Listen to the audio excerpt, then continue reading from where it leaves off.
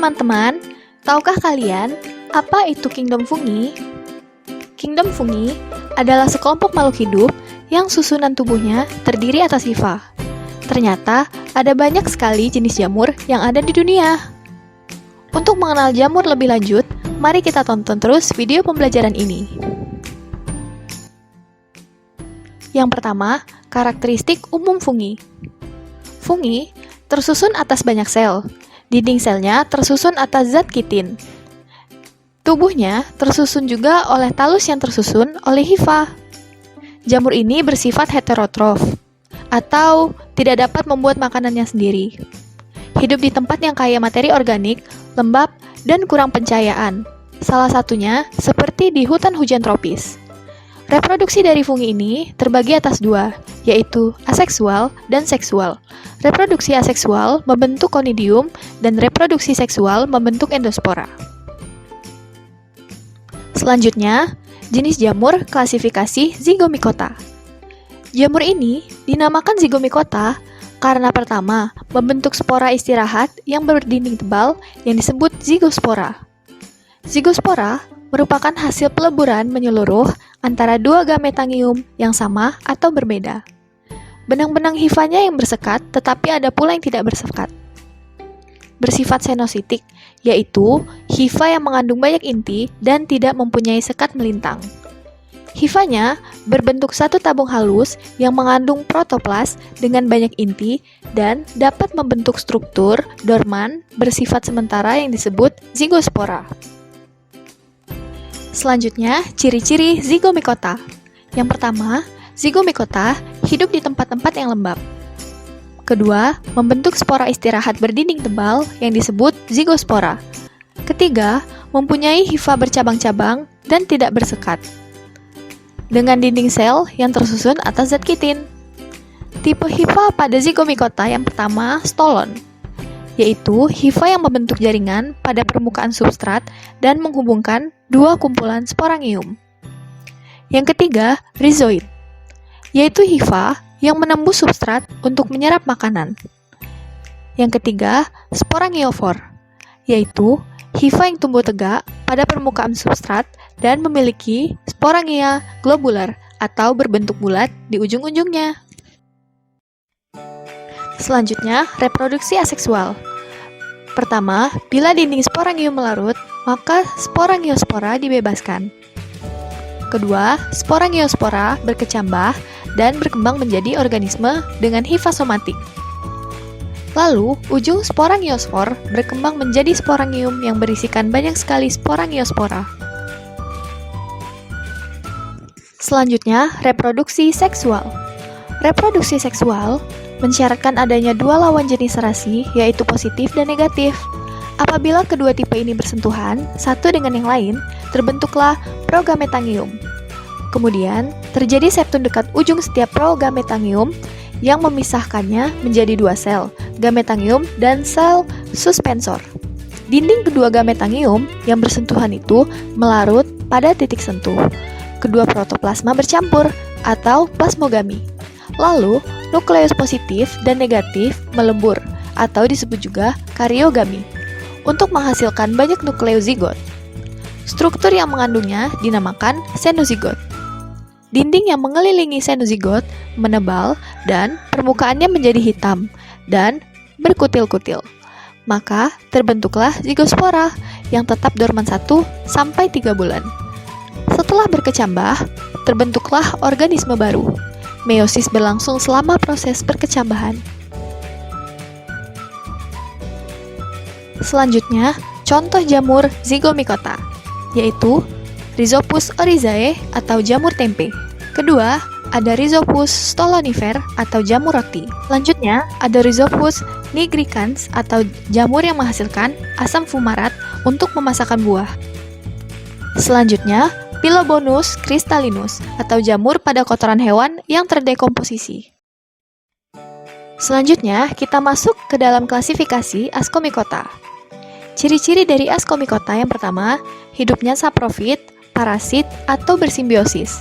Kedua, tubuhnya ada yang uniseluler seperti Saccharomyces dan ada yang multiseluler dengan hifa bersekat dan bercabang-cabang. Ketiga, reproduksi aseksual dengan membentuk konidiospora yang dihasilkan oleh struktur yang disebut konidium. Sedangkan reproduksi seksual dengan membentuk askospora di dalam askus. Umumnya, askus tersebut dibentuk dalam tubuh buah yang disebut askokarp. Selanjutnya, reproduksi aseksual pada Ascomycota uniseluler. Reproduksi secara aseksual tersebut berdasarkan uniseluler yang dilakukan dengan menggunakan pembelahan sel atau juga pelepasan tunas dari sel induk. Tunas yang terlepas tersebut akan menjadi suatu sel jamur yang baru. Tetapi, jika tidak terlepas, maka sel tunas tersebut akan membentuk suatu rantai pseudohifa atau hifa semu. Selanjutnya, pada Ascomycota multiseluler, reproduksi aseksual dilakukan dengan dua cara, yaitu fragmentasi hifa serta pembentukan spora aseksual konidiospora. Hifa dewasa yang terputus menjadi hifa jamur baru. Hifa haploid yang sudah dewasa akan menghasilkan konidiofor atau tangkai konidia. Pada ujung konidiofor, terbentuk spora yang diterbangkan oleh angin yang disebut konidia. Konidia mempunyai jumlah kromosom yang haploid. Hifa akan bercabang-cabang membentuk miselium yang haploid. Pada reproduksi seksual, pada Ascomycota uniseluler diawali dengan konjugasi atau penyatuan dua sel haploid yang berbeda jenis. Dari hasil penyatuan menghasilkan suatu zigot yang berkromosom diploid atau 2N. Pada Ascomycota multiseluler, reproduksi seksual jamur diantara lain, pertama, hifa positif membentuk suatu ascogonium, sedangkan hifa negatif membentuk suatu antheridium. Ascogonium membentuk suatu saluran menuju antheridium yang disebut trikogin. Melalui trikogin ini, maka terjadi proses plasmogami atau peleburan sitoplasma. Ascogonium itu akan tumbuh dan menjadi sebuah hifa dikaryotik yang bercabang-cabang, serta juga tergabung dalam askokarp atau tubuh buah. Ujung hifa di askokarp akan membentuk suatu askus dikaryotik dan akan terjadi suatu karyogami atau peleburan inti, sehingga akan terbentuk suatu inti yang berkromosom diploid. Inti diploid yang terdapat dalam askus tersebut akan membelah dengan secara meiosis dan menghasilkan 4 nukleus yang haploid. Masing-masing dari nukleus tersebut akan membelah dengan secara mitosis, sehingga yang terdapat di dalam askus 8 nukleus. Selanjutnya, dari sekitar nukleus tersebut akan terbentuk suatu dinding sel serta juga terbentuk askospora yang berkromosom haploid. Apabila askus sudah masak, maka askospora tersebut akan membesar dengan secara serentak.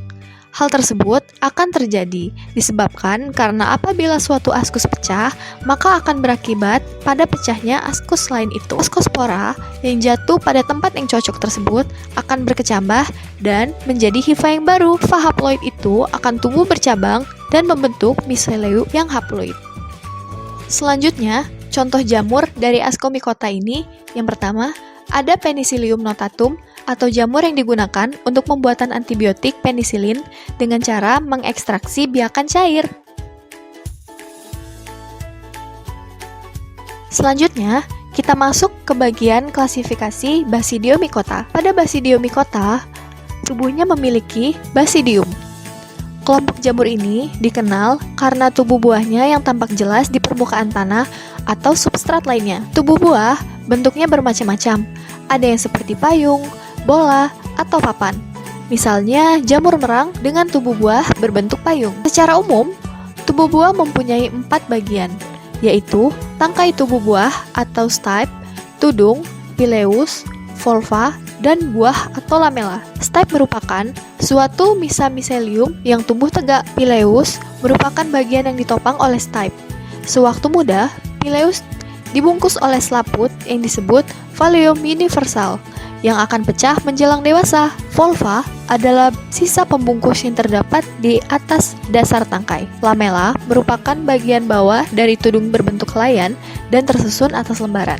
Contoh jamur dari Basidiomycota ini adalah jamur kuping. Jamur ini enak dimakan, hidup pada batang tumbuhan yang telah mati.